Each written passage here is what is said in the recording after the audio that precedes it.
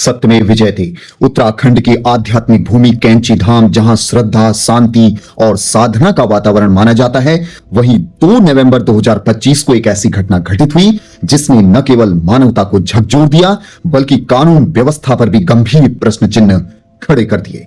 गुरु कृपा निवासी कल्याण समिति कैंची धाम में निवासरत श्री राजीव चौधरी एवं उनकी धर्मपत्नी को लगभग 20 से 25 लोगों द्वारा उनके ही आवास स्थल पर बंधक बनाकर न केवल अभद्रता की गई बल्कि उन पर जानलेवा हमला भी किया गया। यह पूरी घटना वहां लगे सीसीटीवी कैमरों में स्पष्ट रूप से रिकॉर्ड हुई, जो स्वयं इस जघन्य कृत्य की मूक लेकिन सशक्त गवाही दे रही हैं। यह कोई आकस्मिक या पहली घटना नहीं थी। इससे पूर्व में भी श्री अनुराग विष्ट एवं अन्य व्यक्तियों द्वारा श्री राजीव चौधरी के फ्लैट पर आकर खुलेआम गाली गलौज और जान से मारने की धमकियां दी जा चुकी थी। यह सिलसिला भय और दबाव का वह सुनियोजित प्रयास प्रतीत होता है जो अंततः हिंसक रूप में सामने आया। न्याय की आशा लिए श्री राजीव चौधरी 9 दिसंबर 2025 को वरिष्ठ पुलिस अधीक्षक नैनीताल महोदय के समक्ष स्वयं उपस्थित हुए और एक विस्तृत प्रार्थना पत्र एसएसपी नैनीताल महोदय को सौंपा। प्रकरण की गंभीरता को समझते हुए एसएसपी महोदय द्वारा आरोपियों के विरुद्ध एफआईआर दर्ज करने के आदेश जारी किए गए, जो इस मामले में प्रशासनिक संज्ञान का महत्वपूर्ण संकेत है। साथ ही नैनीताल एसएसपी का यह प्रयास वाकई में सराहनीय है।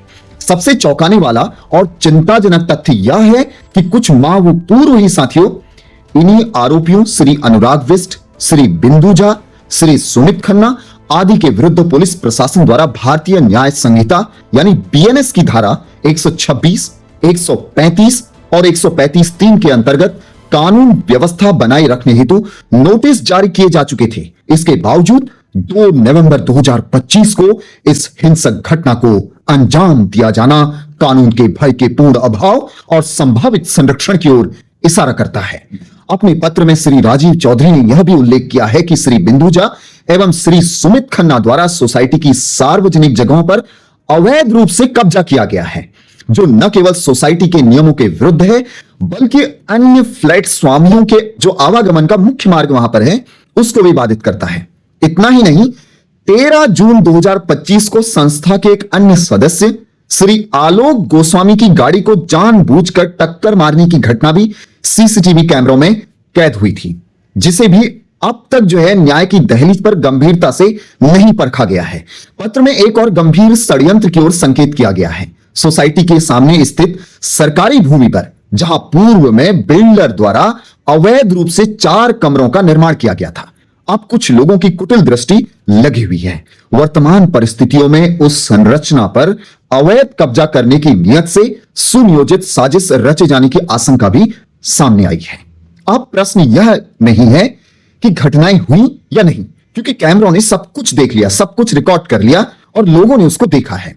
प्रश्न यह है कि क्या भवाली थाना कानून के अनुसार निष्पक्ष साहसिक कार्रवाई कर न्याय की मिसाल कायम करेगा, या पूर्व की भांति इस ताजा और गंभीर मामले को भी फाइलों के अंधेरे में दफना दिया जाएगा। यह प्रकरण केवल एक व्यक्ति या परिवार का नहीं, एक संस्था का नहीं, बल्कि समाज के उस विश्वास की परीक्षा है जो कानून और प्रशासन पर टिका होता है। यदि ऐसे मामलों में भी न्याय मौन रह जाए तो यह चुप्पी अपराधियों का सबसे बड़ा हथियार बन जाती है।